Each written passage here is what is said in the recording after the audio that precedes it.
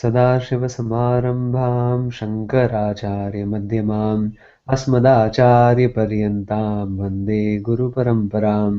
Om. So namaste everyone. Today Sundarji will be giving a guest session and he'll be discussing topics regarding dharma and so on. So we look forward to that, and please feel free to ask your questions and interject with any comments or just general queries you might have before, after, or during the session. So Sundarji, I'll switch it over to you. Okay. Hari Om Prashantji, Hari Om everybody. So this session will not be a lecture or a one-way. The way I'm putting it around is it's interactive, and there's also a short quiz. So you'll be answering, or you'll be at least participating openly or tacitly. So we'll go step by step on what this is about. So the outline of this discussion is about Hinduism for Hindus themselves, because as a religious group, there's a lot of contradictions or confusions among many Hindus about their own identity and about what Hinduism is really about. Is it a way of life? Is it a ritual based religion, or is it something that only old people are meant to do? So it's go to religion when you're about 50 or 60, when you're retired. So what is Sanatana Dharma? Second is a short quiz about not just Hinduism but also the culture surrounding Bharatavarsha. So if we have time, we'll go into that. Otherwise, we'll just limit it to a few basic questions. And then we'll talk about an emic view. Uh, Emic versus etic is basically an insider's view of anything is called an emic view. So a Hindu's view of Hinduism is an emic view. A non-Hindu's view of Hinduism is an etic view, right? So we'll look at the emic view of it. And if time permits, we'll also discuss the strength and weakness of the dharmic civilization, and see how we can appreciate and share this information with others. When I say others, your family, friends, and yourself itself. Okay. And before we begin any enterprise, there has to be a specific purpose, right? The prayojana. And in this case, it's like I said earlier, the present day generation Hindus do not care to understand Hinduism. They do not really know whether it's relevant in this day and age, because we are living in a day of internet where everything is available through Google. So why should I waste my time understanding something written in a language that nobody understands, quote unquote? And how is it even useful for me? So these are the questions that may come up in many of Hindu kids' mind. And the parents themselves are not very educated in Hinduism to answer these questions too. And second is, just going through, even when somebody is challenged or asked a simple question about Hinduism, let's say, why are cows so holy? They go off into all this, uh, what do you call it, supporting arguments that they just make up on the fly without knowing exactly what they're talking about. So one, it makes the argument look very feeble, and at worst it makes it look very ridiculous, right? So they go off into saying something that they should not, and we'll see how we can address those kind of things. That is again time permitting. And third thing is, because of the lack of knowledge or ignorance about Sanatana Dharma, you tend to believe a lot of things that's floating on the internet, like emails that come with completely ridiculous things. Sometimes they say share in 2 seconds, and that's the fact, or quote unquote, whatever is given in that email forward is in itself completely wrong. So this actually helps spread superstition rather than conviction in your own religion. So when there's no conviction, you don't care to propagate it or follow it, and hence you're not passing on a very great thought process that had been handed over to you to the next generation. And that's why we are sitting here today trying to see how many of us understand Hinduism. When I say us, not just this group, but the people who are even watching the video, and to see how we can get to better understand it. Okay. Now, this is where the interactive session begins. But before that, any questions before we move on, or anything to be added to the agenda? I'm looking forward to a lot of back and forth. I cannot think of anything to be added, but I guess on the fly I will keep asking some leading questions just in case we want to dig deeper into any idea. Sounds good. And at the end, I mean, you can ask in between. That would be great. And if there is anything other than that, then at the end, time permitting, we'll just go into those. Okay. So, first question for the group is, what is Hinduism? Is it a monotheistic religion that has one all-powerful God? Is it polytheistic? Is it pagan? Pagan is basically identifying the entire universe with God, so the entire universe is divine. Mystic, animistic, or something other than the above? What's your take on it? I think number 3 is a little bit sounds that I don't know whether it's written in that way, but yeah, it's more suitable for Hinduism. It's more a lifestyle. Okay. So number 3, just to clarify, is the universe is real and it is divine, right? Hmm. So you identify everything with the divinity. Yeah, the whole universe. It's that's what it said is there is only the Ishvara. There is not like one God, two God, three God. There's only Ishvara. Good, good. I mean, anybody else? So this is a good answer.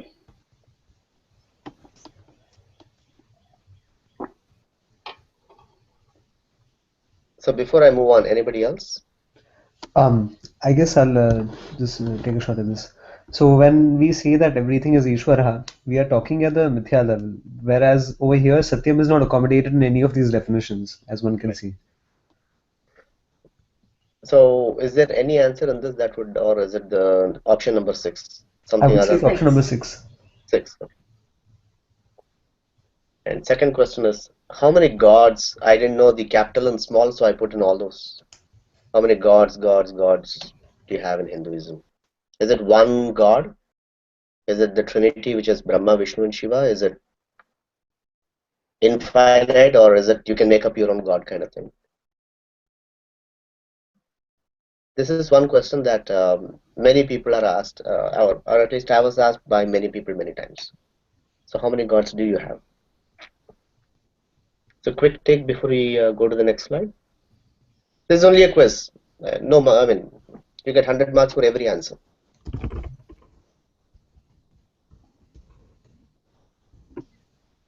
Okay, I'll move on. So nobody's answering that, so we'll skip that. But we'll come back to it. Sorry, Sundarji, I have one curious question. Why is that God's been spelled in 3 different ways in 3? No, basically it's a satire on people who tend to use a capital G and a small g, right? Yeah. So there's God. Yeah, Doesn't okay, matter if it's a small G or a capital G okay. or Okay. yeah. I don't know. I thought there must be a purpose. Anyway, okay. No. So I mean it's divinity. It doesn't really that Western concept of a big capital and a small, it doesn't matter. So it's Deva. Right. Thanks. So how many gods do we have? Just a take. I mean, it's just a number, right? Well, the God is only one. One. Okay, good. Yeah. How you relate it is your wish. It's different. Yeah, can I say something? Sure, please. Yeah, I think Hindus would have as many gods as it takes. As many gods as it takes. Good. So we have what two unique answers. Anybody else?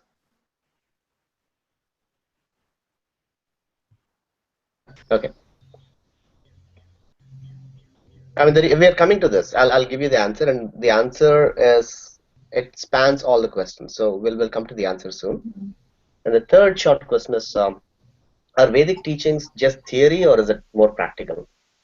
As in, I've heard people say it's just humbug, right? Rishis have. I was one of these. So I used to think that rishis had too much time on their hands. They wrote something that nobody could understand, and it's being just repeated. That was a long time ago. And Vedas are somewhat valid because rishis are not perfect. I mean, these are all answers that I get. Are not perfect, but they were human beings, so they could see what they could see. So let's give them some credit, right? And the third opinion was it's almost valid because they were very advanced thinkers, but we don't interpret them correctly. So Vedas are valid, but somehow they contradict themselves. At one place they say, do karma. Other place they say, don't do karma. So it's kind of contradictory, and that might be because multiple rishis wrote it at multiple, over a period of time. So Vedas somehow is not perfect, but we have to take what we can take. This is the third opinion. The fourth is Vedas are perfect, they are valid, they're very consistent, even though the contradictions are there, it's very consistent and it's very comprehensive, right? So that is the Astika view of it. So which one or which category do you think is the right category? Absolutely, number 4. 4. Four. Okay, so you are the Astika categories, right? So I'm just seeing how many people fall into what category. So all of you are number 4? Yes. Okay. Yes, I would say Yes. 4. Yeah. Okay. Okay. Yes. Good. So I'm speaking to the converted then. I would also like to state that the only contradictions that might appear are only in the presence of not having done Samanvaya. So if one brings about a reconciliation of the statements by truly understanding them, then one finds there are no contradictions. For Right. example, between karma, like the way the Purva says, do these actions, don't do these actions. And then Vedanta says that ultimately not even a doer. But if understood in the right context, then it's completely free of contradictions. Correct. And we'll see how every person goes through all these stages at some point in time, right? A person, I mean, doesn't have to say humbug theory, but a person who doesn't have full faith in Vedas when they are maybe 2, 3 year old, and we'll see that the model. Okay, these are not Vedic questions, but more cultural questions, other miscellaneous that I could think of. One of the internet chain mails that I've got it many times, is India has never occupied any other country for over 10,000 years. No Indian king has expanded or went beyond the borders. So is that true or false? False. False, okay. And India is a poor country because it believes in fatalism or karma. False. Because there is no ambition, everything is left to fate, and therefore it's completely poor. And once they get that ambition and greed, like a capitalist country, then they can grow. That's a false, okay. Anybody else who can say true for any of these two?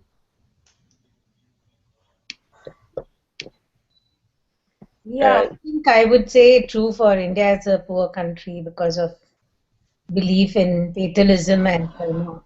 okay, so that's what I'm looking for, right? So diversity in thoughts. And I'm pretty sure that many people are of this opinion that India is a poor country, has always been a poor country, and all those things. We'll see that if time permits. Uh, just a note that till about 300 years, India was the richest, not one of the richest, but the world's richest country. And it was not because of the belief in karma, but we'll come to see that. And next question. Why do I need, this is more open question, right? And we can discuss this at the end if time permits. So why do we need the Vedas when science has all the answers? Science does not have all the answers. It's so incomplete. Okay. See, now I have a good audience here. Good. You have a Science. good what? Audience. I mean, you have a good audience. I mean, Oh, okay. Yeah. you're telling the answers before, Yeah. Work Science for does not. science, and I know. Good. I mean, if it was complete, we would be out of job. So The science can go to a certain point, and it goes, or its limitations are only within the visible or perceptible universe, if at all. It cannot go beyond what is perceptible. Yeah, at the Mithya level, science talks about everything, but beyond that, it does not have any answers. Right. Yeah, I would say science does not tell me much about myself, No. Correct. and Vedas help me to know who I am basically. Right. And etymologically, or when I derive the words, science and Veda literally mean the same thing. Science comes from the word scient, to know.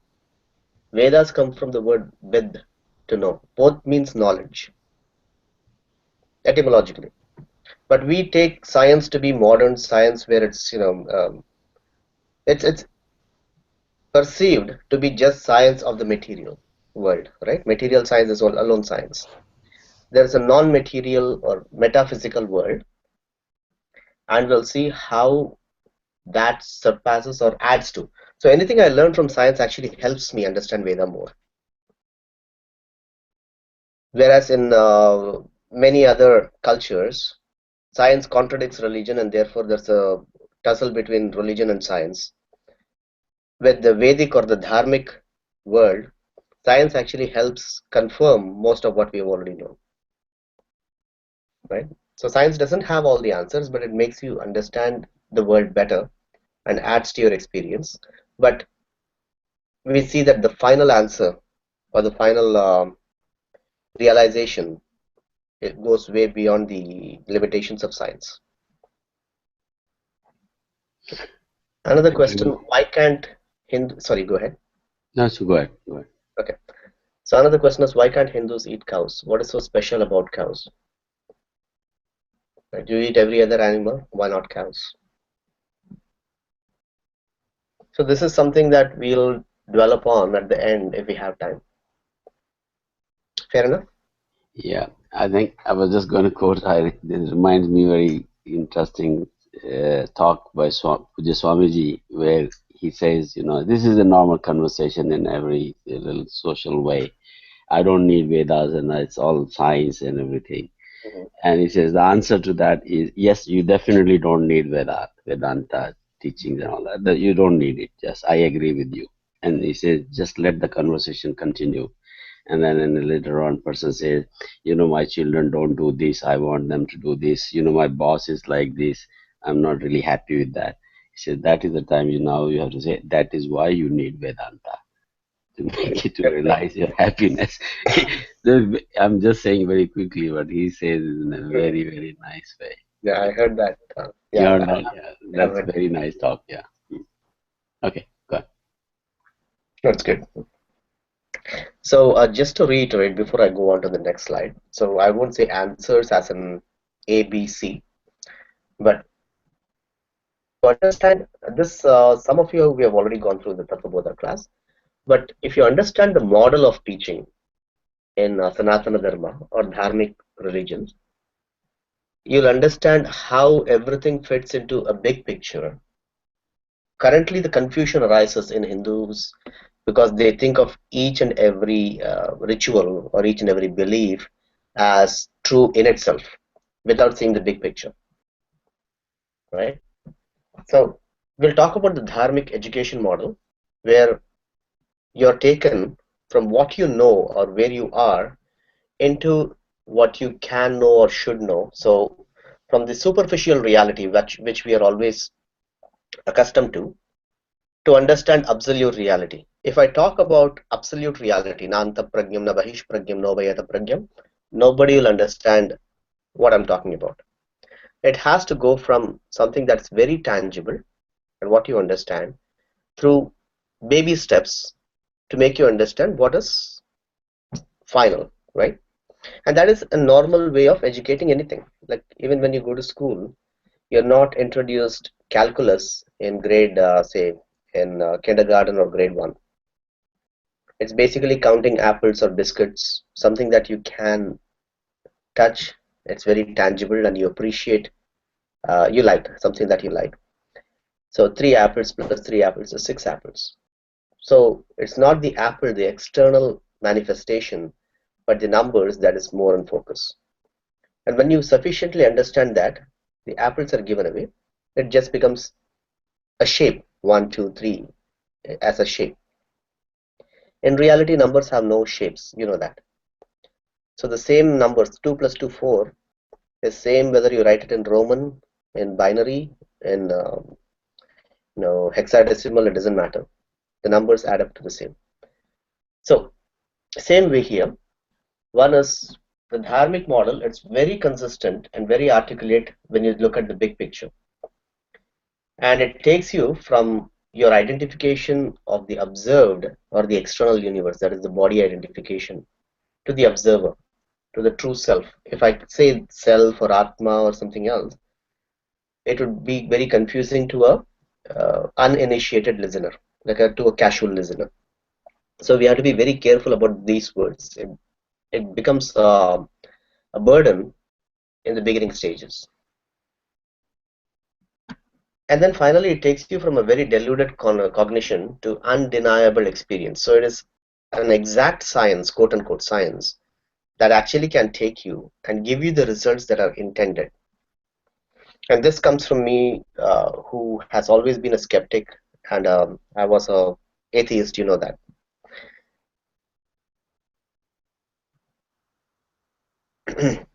Okay. So any questions here? So everybody here has already seen this model, or somebody's new to this? I recall you had shared this when we went over the Tattva Bodha presentations. Right. I know you have seen it. Okay. So in a typical Hindu Just keep it on for a while because I haven't seen it. Yeah. Okay. In a typical Hindu or a dharmic education model, when a child is born, every child that is born anywhere in the world is agnostic. It has no concept or no clue about, where God is, what God is, how many. It doesn't, it's totally agnostic. So a child follows its parents and is exposed to a particular way of worship, if at all. So that is the cultural aspect of it. In dharma or Sanatana dharma, the reason I use the word dharma or dharmic religion is I'm talking about the Indic religion and the Indian culture around it. So in the dharmic religion, a child first passively sees its parents worship, goes to the temple, and sees that there is bhajans and all those things. And that's why you have all those agarbattis and bells and the aratis and all, because it stimulates every sense organ that you have. Like it's the olfactory, the auditory, the visual. So it engages you in every way. So it draws you out. So that's the beginning stage of identification with something, with the rituals. And when that's with simple tunes and lullabies, and then you're exposed to an idol worship. So basically, when I say idol worship, you're not worshipping the idol. The child understands that there is something tangible. You pray to it, and it gives you peace of mind, or it gives you things that you need. It's a very selfish way of uh, relating to God. It's I am there, and God is a means to my end. And it's a Ekarupa Ishwara Bhakti. And at this age, most of the education is through stories and parables. So you have all the Puranas and Itihasas and all. And then you grow sufficiently enough to understand the presence of God not just in one place, but throughout, right? So the universality of Ishvara, and that is the Aneka Rupa Bhakti. And there you go through the Itihasas and start learning the Upanishads. And then you understand that God is not just everywhere. God is to be searched within. And you start with meditation or internal quest through the prakaranas. And then you know that God has no name and no form. And it's not just located in one place, it's universal. So God did not create the universe. God did not become the universe. God appears as the universe. You know, that gradation. And all the we'll come to the confusions later. And then it becomes Atma Vichara. Atma Vichara is inquiry into the self, quote unquote self. And then it comes to a stage where it's realization. It's not theory anymore, but it is well-grounded reality. I don't know what word to use there, but realization is the closest you can come to. So the observer, you remain as the observer, and everything else is the observed, what used to be observed also vanishes. And we were asking about monotheism, polytheism, paganism, and all. I would like to introduce a word called supratheism, that's going beyond God. So, any questions or objections about the word supratheism? Hinduism is not a polytheistic or even a monotheistic religion. It goes beyond Ishvara. So, any questions there? Just one comment. As you stated, every single tongue is accommodated, and that is a beautiful solution that Hmm? you can identify Ishvara as a single idol. Every single? Through an idol, you can identify with Ishvara. You can identify Correct. Ishvara through nature. You can look at the Arupa form of Ishvara. So I would say every single rung is. It's echoing, right? I'm sorry. Yes, so thank you for bringing that up. So, going here in the elementary to middle school level, when there is a formed Ishvara, but initially it's a particular form. So, that's where you have the Kali and the Shiva and the Brahma, Vishnu, Rudra, and all the gods with forms are formed here. And you're right that I heard a comment earlier, right? So, he said there are as many gods as it takes. What it really means is the Devata is based upon the Bhakta's Bhakti. So you can see God as whatever you want to see it as, right? So your relationship to the divine can take shape based on your Bhakti. So some see God as, a friend, some see God as the master, some see God as brother, mother, it depends. So but the relationship is more important. So what you were saying, Prashantji, is the actual universality, right? You can see God as anything that exists. Or am I missing something there? Yes, that's what I was doing. Okay. And all the confusion, all the fights, all the religious wars, I should say, or the ideological differences, the arguments, everything takes place in this category between here. Because the more you progress, spiritual quest becomes more of a personal thing and it's not a social show off. Any confusion that people have with respect to forms and shapes will always be here. I have never seen two jnanis sitting and arguing about things because there's no.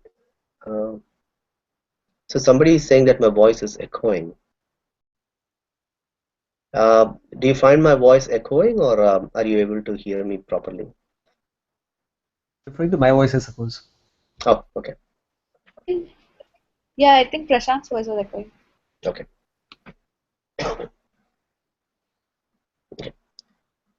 And like I said earlier, in the basic level of formation, spiritual infancy, the person could be 50 or 60 years old, but spiritual infancy has nothing to do with age. We're talking about maturity, from spiritual immaturity progressing to spiritual maturity. So where a person has a particular god, it has a particular shape, and it gives you a particular boon, right? If you're in pursuit of knowledge, you go to Saraswati. If you're in pursuit of wealth, you go to Lakshmi. If you're in pursuit of victory, you go to Durga Devi. So that is where it starts.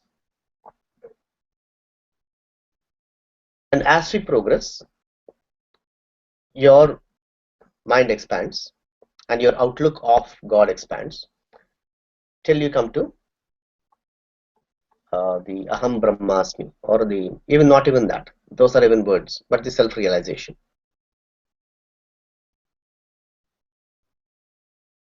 So this we have covered, from faith to knowledge. Any questions on that?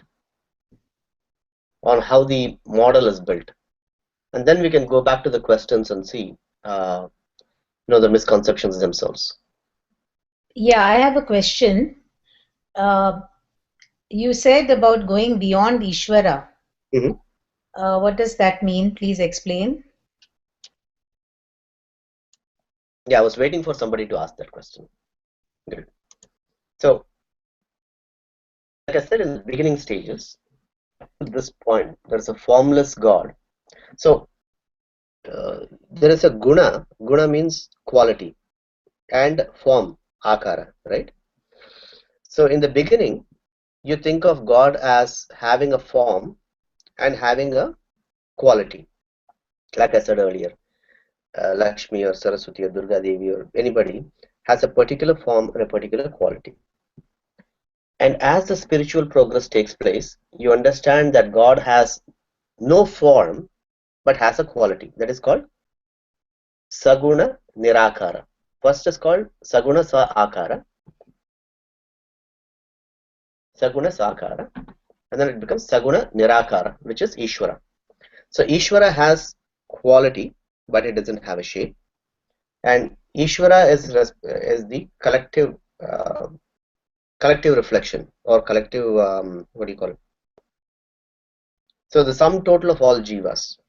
To explain it rightly, it goes into Hiranyagarbha. That is Ishvara.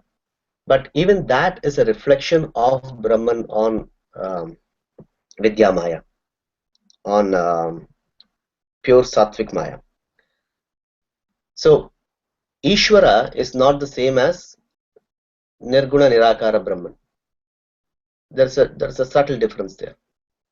So when you come to this, most people understand Ishvara, but there is something beyond Ishvara that is called Parabrahman. When I say beyond, the absolute reality, right? And that is the Parabrahman. Is it clear or is it still confusing? No, it's clear now. Yeah, thanks. Okay.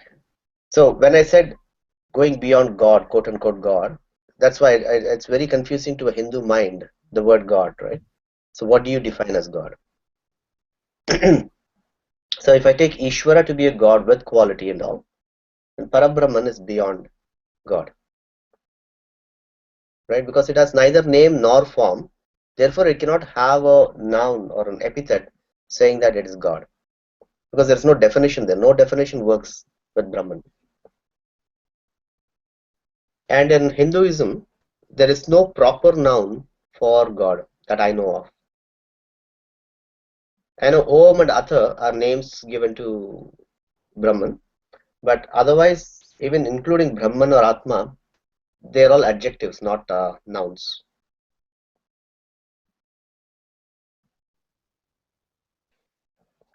Any other questions or before we move? Yeah, I have a question. Yeah, go ahead, please. Does it go to an intellectual understanding of Parabrahma? Pardon me, you got cut out? Say again. Can you hear me? Yes, yeah.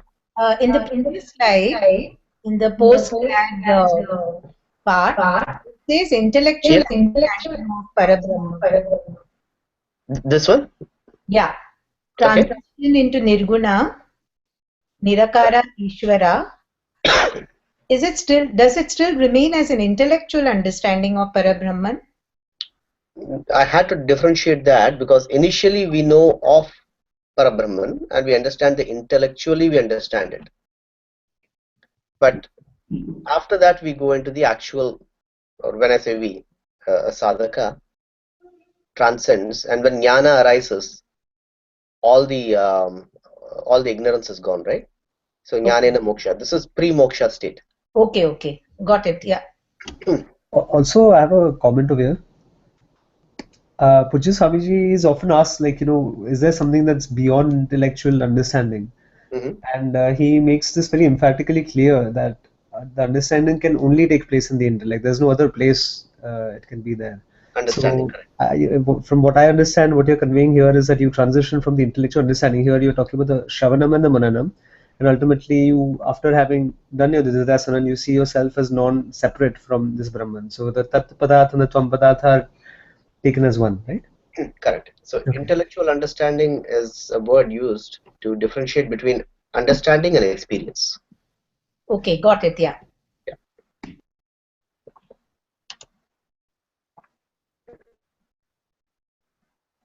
And everything else we do, as in the rituals that we are taught about from childhood, is not towards moksha, but towards cleansing ourselves, right?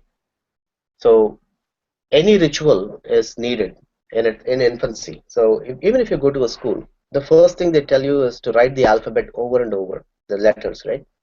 You have to write A over and over till you understand the shape and associate an object with it, the name sound with it. Rituals, when they are very consistent, links you to a particular act. So the moment you start doing the act, the what do you call it, the bhava. What is the word for bhava in English? So the action and the thought or is associated with it. So the moment I start meditating or do a puja every morning, right? Let's assume I do Shiva puja every morning. Okay. After a while, it gets so grounded that when I wake up, I automatically start thinking of it. So brushing the teeth is a ritual. For a child who says, "Why should I brush my teeth?" Mother just says, "Do it, just do it." There's no questions, right? And after that, it becomes a practice. So rituals are only important till it becomes your second nature, and then it stops becoming a ritual. Same thing with japa and other sadhanas. They're means to an end. They're not an end in itself.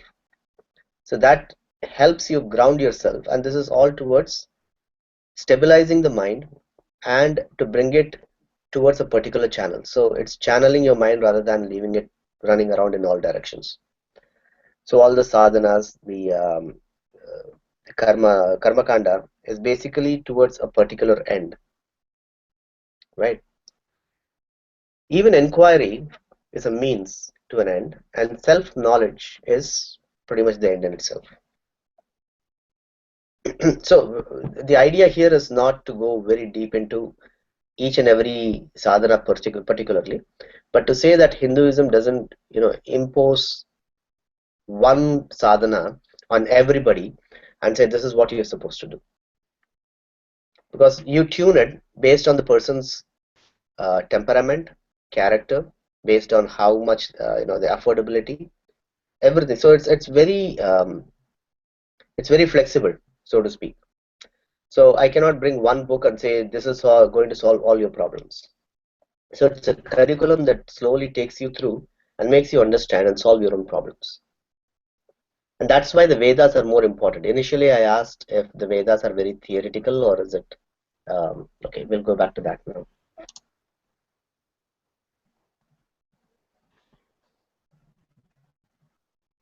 This is the question I asked, when Vedas are practical or theoretical. Right. So you all rightly said that it's very valid and consistent and comprehensive. And not because it is written by somebody that we respect. It is because it has been analyzed, torn apart, every sentence, every comma and full stop has been analyzed over thousands of years by Tarka. And each and every word has been analyzed for its place in itself as to why this word comes before or after. And there's a lot of thought process that has gone into establishing the consistency also. Unfortunately, we do not care to read about these, and we make our own assumptions. When I say we, most of the Hindus of the modern age, right? All this got cut off, or the access got cut off, I don't know when. But now with the internet age, if we do not read this, it's our own loss. We have access to it, but we don't go forth and join satsangs or go find a guru. Even the basics of trying to understand religion is missing because there are so many other distractions. Okay.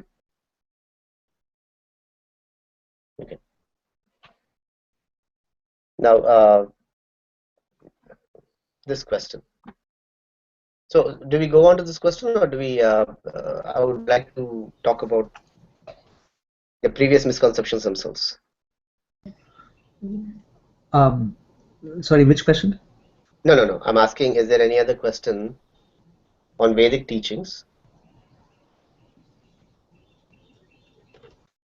We can, I guess we can discuss that India is a poor country because of belief in fatalism or karma. Because Okay, often many Hindus have come across, they have been telling this that they see India as really a poor country because we are dependent on karma, we are dependent on rituals, we are dependent on doing everything like every day, doing all these karma and then seeking for reward. So right. I guess this is a biggest misconception amongst all Hindus. So And if I can interject a thought over here, as Sundarji very correctly pointed out and even presented in the last like Tattvaboda presentations we had, that up to the 16th or 17th century, India was the richest country in the world, and it was having two-thirds of the entire production, world's GDP. Right here. About 35% of the world's GDP. Yes, exactly. There we go. So, and this was at the height of India believing in the karmic theory. So, karma actually makes one not a fatalist, but a very responsible person. I don't ask the question why me, because whatever I take it with responsibility. Whatever result I receive, whatever action I perform, I have a deep understanding of cause and effect, the the relationship between the two. So if anything, I think karma makes one more productive. It makes one's mind more balanced. It makes one more accepting of the order and of the result, good or otherwise. So yeah, to give a quick overview, and you can do the study or the self-study yourself. There's a person called Angus Madison. He's an economist. He's no longer, I mean, he's no more. And he did a research on 2000 years of world economy throughout the world, right? And what he found was India. So you won't be able to see the graph, or I'll get a better graph here. Yeah. So let me see that. Is that better? Okay. So if you take from 180 to probably 1080, India was top with about 30 to 40% of the world GDP, followed by China, which was like 25 to 30% of the world GDP, and the great Byzantine Empire, great Egyptian, Roman Empire are all somewhere around here, the Italian. So that was there, right there. And India was an economic, it was a powerhouse. And it's no secret that India also had trade routes to Egypt, Greece, the Mishra and the Yavana and all. And they also had trade routes to Southeast Asia. So internally, in your DNA, India can be the world economy if we go back to, you know, the methods adopted here. Let's come back to that later. So I'll just leave it at that, and I'll show you. This is one of my favorite because it gives you a more clear picture. Okay, so that's up to 1080. From 1000 to 1600, India was being plundered, pillaged, and looted, and it still was number one, right? Up to 1750, India was economically still the world's richest country, even under attack, and China still was world's second richest country economically. In 16th century, China briefly overtook India, but India regained the place again in 1700s or so, somewhere around here. Now that's when the British came in, and one thing they did that the 700 years of uh, invasion or the attacks couldn't do. The Islamic attack was happening between 1000 and 1700, 1600. So what did the British do that collapsed the Indian economy from world number one to almost nothing, the third world country? In about 150 years, that is 6 generations, India was just wiped out and made into one of the poorest country where 3 to 6 crore people, that is 30 million plus people died of famine. It was a very deliberate attempt to create famine or to create conditions of famine. And what happened between this time that did not happen in this period? Anybody? I mean, we were still being looted. Actually, the carnage was high between 1000 and 1600. For 600 years, the carnage was excessive. But there was something in this 150 years that's more important and is the secret to India's revival as an economic powerhouse. Any guesses? Yeah, Prashantji, I know. I'm waiting for others to answer.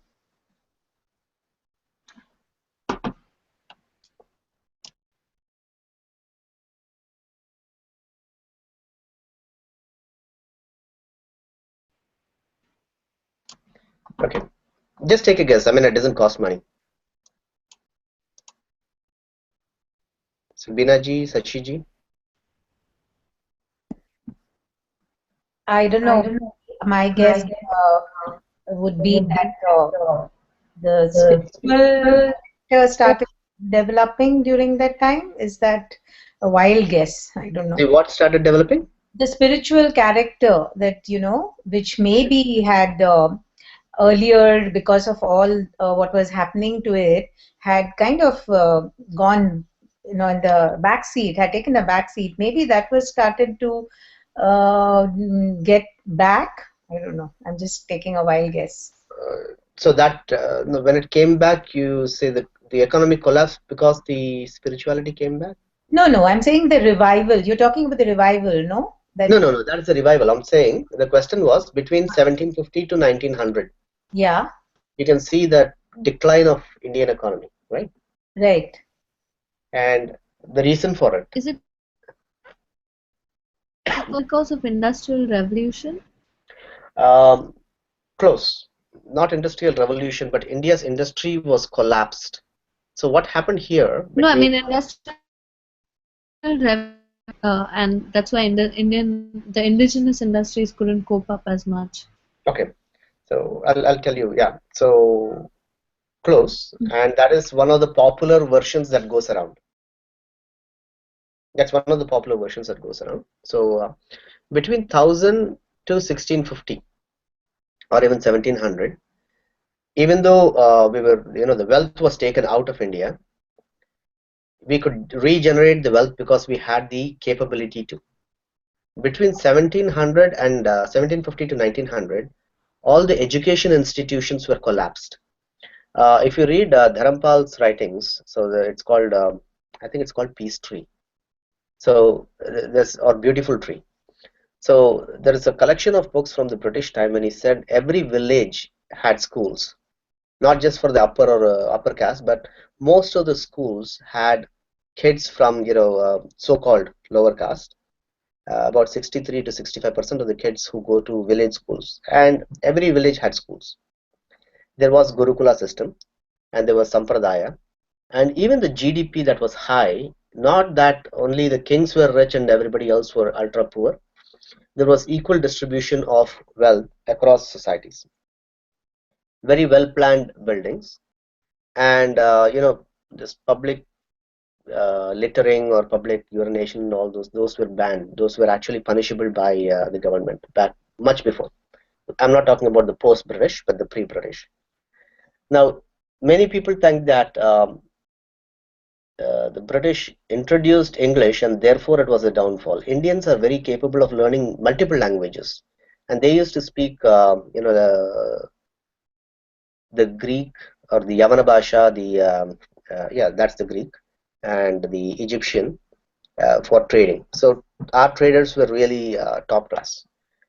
The problem here in the last 150, 200 years was not just the rise of industrial revolution in the Europe, but also a systematic collapse of industries in India. So Indian industry was doing great, and it was deliberately collapsed by the British because they could not sell any of their goods in India, like the Daga muslin, right? So the coarse cotton would not be sold in India, so they had to destroy that industry to bring in their cotton material. So those kind of things. So it's two ways, because if it was just the industrial revolution, Indians could easily catch up, like they're catching up now, right? So, and that goes to the brain. It's not gloating, but this comes from generations of people who are able to memorize and regurgitate thousands of lines or thousands of shlokas without even referring to a book, oral tradition. If you look at the spelling bee competitions now, most of the spelling bees, I mean, at least in the last 5-6 years, has been won by one particular community or one particular country origin, right? So Indians are winning the spelling bee. It's not because they are capable or they have something special. It's a tradition that's in your DNA to actually memorize infinite number of things. So it's in your genes, and this is something most people are not making use of. So Vishnu Sahasranama, Lalita Sahasranama, other Sahasranamas, you can, like, I can just uh, chant it without ever seeing a book, right? So communication too, if you go back to the Nyaya Shastras and all, the ancient traditional way of teaching was based on pure logic and reasoning, and all that collapsed in the last 150 years. So when I say the key to revival is going back to the roots, it means going back to whatever was there before 1000 BC, sorry, 1000 AD, and seeing how things performed, right? I'm not saying throw away the new. I'm saying adapt from the old and use it in the new world. Any questions or objections or any contradictions?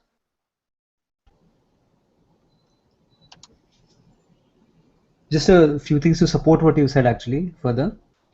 So, that's a beautiful explanation, and I actually learned a lot from this because earlier I did not realize that the India was at such a pinnacle of economic power.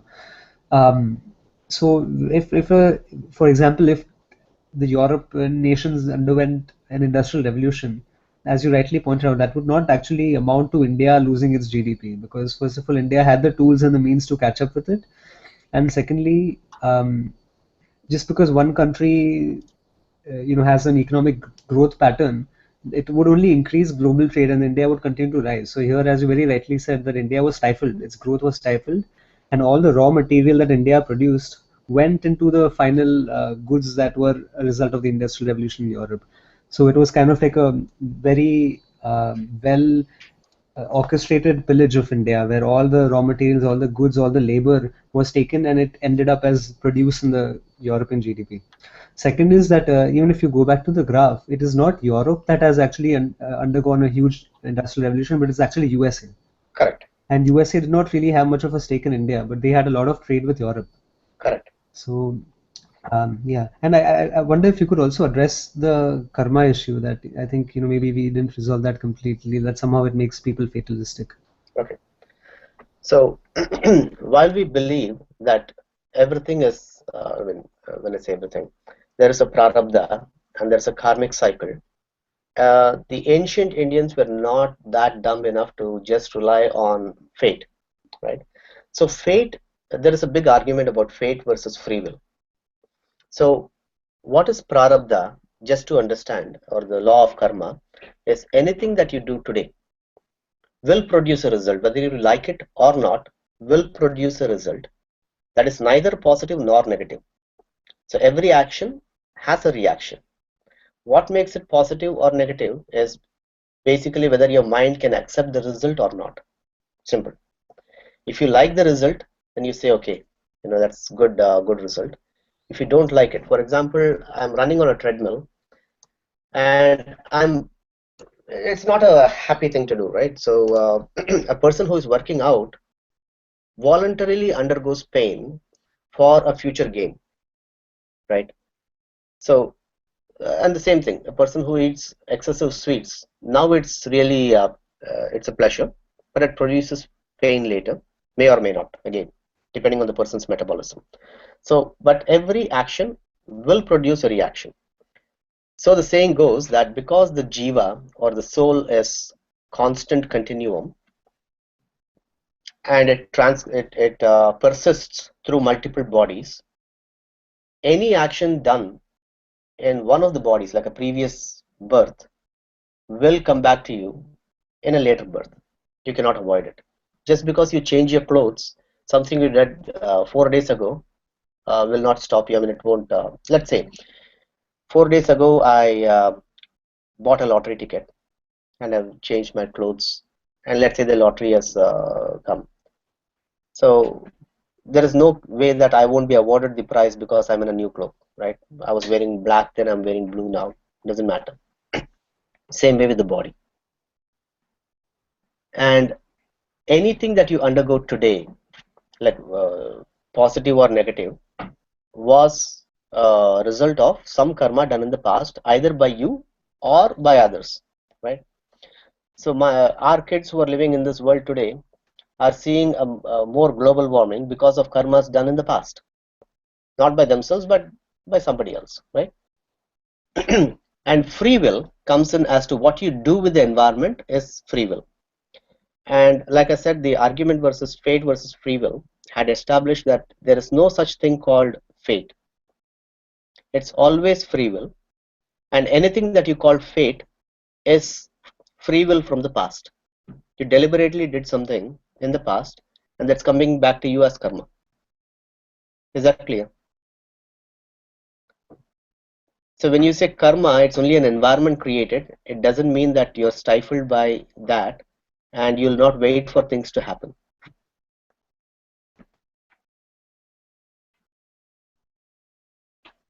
So anybody who blames God or fate for their misfortune is a person who just doesn't take responsibility for himself or herself. You cannot blame outside conditions. The only thing you can do is recognize the outside conditions and carry on within that conditions to emerge, victorious. And if you go back to Chanakya, one of my favorite, Kautilya's Arthashastra, he says, what can the stars in the sky do if you cannot do your own work? So people who cannot develop an enterprise will be counting on the stars in the sky. Basically, he was talking about astrology.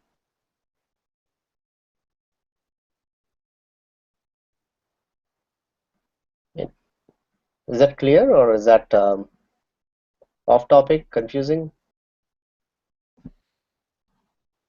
Well, that exactly is my confusion around here. Like, how does this astrology play into this whole action theory and Punya and Papa and everything? Astrology, as we practice it today, or as we see it today, is completely different from Jyotisha Shastra, that is part of one of the Vedangas. So there are six Anga. Anga is six parts of the Vedas, which is Vyakarana, Kalpa, Nirutta, Jyotisha, Chandas, and one more that I forget. So I said Nirutta, Chandas, Vyakarana. So anyway, there are six. The sixth one evades me, but it will come back to me. So Jyotisha is not, the Parrot Joshia and your palmistry and all those things. It is a very exact science of predicting things based on cues and parameters that you can visibly see. So I will not go too deep into the astrology now, but I can discuss it separately on how the Indian or Hindu astronomy uh, goes much beyond just predicting, when a person should get married or when you should buy a house or those kind of things. At this point, I'll bring a very interesting topic that I was talking to Prashantji yesterday. So in the Mahabharata, there is a conversation between Skanda and Indra, two characters. And Skanda tells Indra about the fall of a constellation called Abhijit from the zodiac map. You know the zodiac, right? We have about 27 stars in the zodiac, Ashwini, Bharani, and all. Most of you know it, or anyway. So in the Indian astrology or Indian zodiacal map, there are 27 great constellations based on which each your nakshatras are mapped. There used to be 28, and according to this conversation, one fell off the zodiac. Right. So Vega, it's in English it's called Vega, Abhijit, and that used to be the pole star, and then Dhruva became the pole star. And in the 19th, even early 19th century, people were laughing about it, saying that how can a star fall off a map? Shooting stars fall, but a real star cannot fall off anything. But Vega used to be the pole star a long time ago. That is about 20,000 to 12,000 BC or something around that time. And then Polaris became the pole star, which is Dhruva. And that's because the Earth's axis shifts when it's rotating. You understand that part, right? And for this observation to happen, so that is a very small sentence in the Mahabharata, but it shows that the observation of our ancestors had passed down from generation to generation, keeping track of where Vega was 20,000 years ago to 12,000 years ago. Otherwise, one person cannot say that something shifted, right? Now science can backdate things and predict it. Back then they didn't have the instruments. So it was a very strong tradition and a continuous tradition that was handed out from generation to generation, showing the stars and their positions. So not only Indians, it was the Indians, the Chinese, the Egyptians, the Aztecs, the Incas and the Mayas, Babylonians. So many cultures in the past had very good understanding of the stars and the cosmos. Things have been lost now. I mean, now we do have observatories, but not everybody talks about it. Like when we were kids, my father used to take me out and show the stars, and I can identify many of the constellations. That's an art that is lost now. So going back to astrology, astronomy is a study of stars. Astrology is a study of stars with respect to a person, right? How it translates to you. And that has nothing to do much with the stars, but it has something to do with an exact science of something called, it's a study of time, Kala, right? So if we want, we can go into that deep, but for this discussion, it's a bit too much to go into it.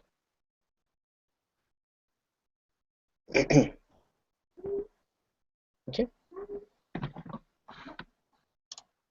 And about the king, so we're coming close. I'll just quickly show you a map right there. Now this is in Kashmir, there was a dynasty called the Karkota dynasty from about 625 to 1080, and the capital was Pariharaspura, and there was a king called King Lalitaditya, also called Lalitaditya Muktapida. Look at look at India here, right? And Lalitaditya's kingdom, it spanned up to half of China or half of Tibet, went all the way to Turkey, past Afghanistan, past Turkey, and he was planning on going past the Alps. He died of frostbite somewhere in the Alps. Have you ever heard of this in your history books of a king named Lalitaditya? And that his kingdom was 3 times bigger than present day India's. Nope, right? I mean, at least I didn't. Okay, most of you didn't either. Okay. But I've heard of Humayun, whose achievement was taking opium and falling down the stairs. That was the only thing I read about Humayun. But we had a chapter for it. So these are the things. I mean, Lalitaditya is not unique. He was one of the many great kings who had achieved a lot of things which our history doesn't tell us. Right? Knowing your history, knowing your culture, and knowing your ancestry is the key to understanding how grounded the Vedic teachings and any teaching that emerges out of the Dharmic teaching is. So it's not a lot of voodoo. It's very consistent, but because of this 150 years of 150 years of alienation from your own culture, you've forgotten most of it. So it's a temporary coma, right? I think I've spoken too much and we are over time. Can I ask a question, please? Sure. There was something about the Hindus not eating cows, and what's so special about cows Can you give some information about that, please? Okay, so I'll take it and I'll go two ways, right? One is from the emic view as in from a Hindu's view itself. Now, standard is gratefulness is the first thing that comes to mind. If you look at the traditional Hindu way of thinking, which is the emic or the internal view, cow is considered to be holy because it is the repository of all the devatas. Right? That's the very emic view. All the devatas reside in the cow. Therefore, if you worship the cow, take care of it. Again, when I say take care of it and worship it, it's at this level, elementary to middle school level. It's good for yourself and it's good for the society. But let me go one step away as to not give a defensive or an emic argument, but a very common sense argument. Now, every country has its own holy cows. Now, people living in North America, let's say somebody starts cooking cats, right? Would that be okay? I think the restaurant that serves cats would be immediately impounded or arrested. The person would be arrested and the license would be revoked. Why? Why is cat so special? Nobody knows. It's just special. Or in the Middle East, if somebody serves or a restaurant serves cows, pigs, that would be bad. Why? Because the culture doesn't like it. Culture doesn't approve it. So also in the Indic culture, it's very ingrained that a cow is holy, and it's because it's central to everything that's from the Vedic times. Like I said, a cow is a repository of all the devatas, and it's worthy of worship.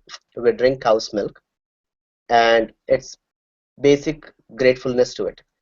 That apart, it's the cultural sensitivity and sentiment of every culture that has to be respected. Now, nobody can come to North America saying, I eat cats, therefore I'll start a restaurant that serves cats. That will be shocking to everybody, right?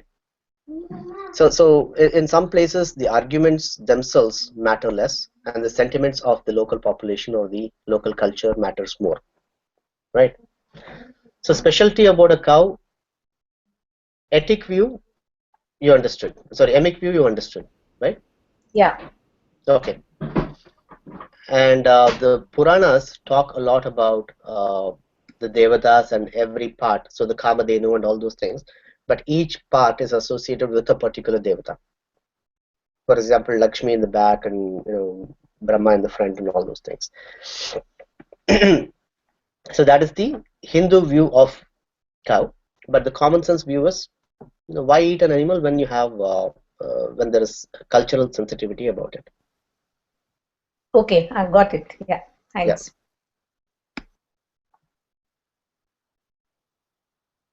Any other questions?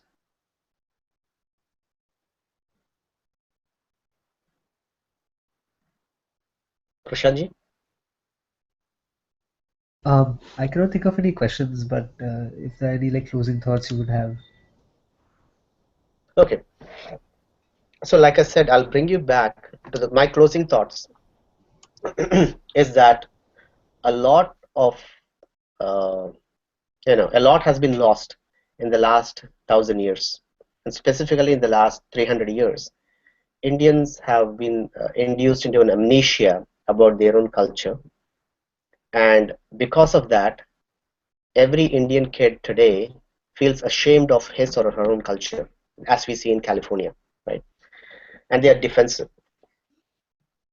What you have to do is understand your own culture and be rooted in the ancestry, not just for India, even as a for the world. Be rooted in your culture, and once India understands that there is a great past, and it was not because of an external influence, but because of its own internal strengths, then they can go back to taking the best of both worlds and progressing to become a great nation. And not just great nation, you also as an individual can go back or dig back into your past and take the best of what the Vedas have to offer to you. And I hope that happens. That's very beautifully stated. And as a follow-up question to what you mentioned, what are some ways in which, because these days people are always looking for practical suggestions. So if you had to give some advice to, say, budding parents or people who are living abroad or in India or wherever, where would you ask them to begin their journey and where they can start in not just understanding their shastras, their background, but also taking a deeper pride in it? Okay. So one is they can start with the simplest way is to start with satsang, as in going and meeting people of like-minded, right? And that's where it starts, even for parents who have forgotten this, and to not just challenge but understand what things really are. So what we can do, or few of the things I do, is I go into the Nyaya Shastra and take practical things out of there. The Nyaya Shastra for meeting management, for example, right? Or talk about Arthashastra and get grounded there. These are very practical material pursuits. And from there, if you are interested, start going back into other things about the lives of the rishis, right? So this is step by step for people who are totally uninitiated, and start seeing the scientific support for each and every aspect that we had. And we have thousands. Vedic mathematics, you have Vaisheshika physics, you have Rasayana chemistry, right? So these are the things that basically starts, and then you start going back into the spirituality. Bhagavad Gita, I would recommend, is a high reading for everybody, because Bhagavad Gita is one book that summarizes, and it's very comprehensive, no matter at what stage of life you're in, whether you're a newbie or an advanced seeker. So if Gita study group is popularized, that will be great. So wonderful, Sundarji. I really appreciate you taking out the time to guide us through these topics. Thank you. And perhaps we can like have a follow-up session at some point in the future as and when people are able to attend. No, it'll be a pleasure. And thank you for the opportunity. Well, Thank thank you, you so much. Sundarji, for a wonderful Thank you, session. Sundarji. Is Thank it you very possible much. to share this presentation? Sure, I'll send it out to. I'll send it on the group. All right, Thank thanks. you very I think much. it was Thank, wonderful. It was wonderful, really. thank you. I hope it was useful. Very useful. Yeah, it is. It is. Wonderful is like making a use of it. And it's actually usefulness has come more like if we follow that tradition and we follow this Gives a thing. lot of clarity, so thank you very much. No, thank you. Thanks a lot coming from all of So you. there will be sometime we want to have, because I told you this is genuinely my confusion around is either, I mean, easy way I've always just don't believe in astrology at all and whatever Jyotisha and anything, and just believe in karma theory. And as we say, whatever action is there, there will be reaction. So when we say all the astrology is because of the previous janma karma, and that is form, and that is where people say this has to happen because the stars say so. No, no, no. That's not precise. Hmm. Uh, Let us say, I'll put it this way, right? Let us say, I say the sun is going to rise at 6 a.m. and Yeah, my clock, yeah, right? I know what is going to happen tomorrow based on things from the past and correlated data. yeah, So my clock is not making the sun rise. But when the clock strikes 6, the sun rises. So a person who is uninitiated thinks the clock is making the sun rise. It's the other way around. yeah, So when stars are in a particular position doesn't mean that the stars are influencing or have the radioactive capacity. It's basically in that period of life a person, it's more a study of kala or time than the study of just stars. We can go much deeper into that. Because every person's karma. One more thing you've seen in India, or at least ancient India, if a person has a problem, there are two kinds of cures. One is a physical remedy, and they also do a karmic remedy by doing some parihara or something.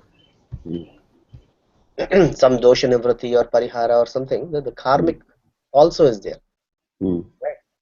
And that's because a person's problem is not just because of his actions in this janma, yeah, but because of the past, and that also some of it can be remedied, not all. So Binaji is asking if we can address some questions after the session. Sure. So for Jyotisha itself, at this point, I wouldn't go into it, but what we can do is have a separate session Yeah. at some point in future Yeah. with all the with any questions that you have. Sure. Okay. Thanks. Sundarji, could you close with a Mangalacharya? Okay. Om Purnamada Purnamidam Purnat Purnamudachyate Purnasya Purnamadhaya Purnamevavasishyate Om Shanti Shanti Shanti Harihi Om Shri Gurubhyo Namaha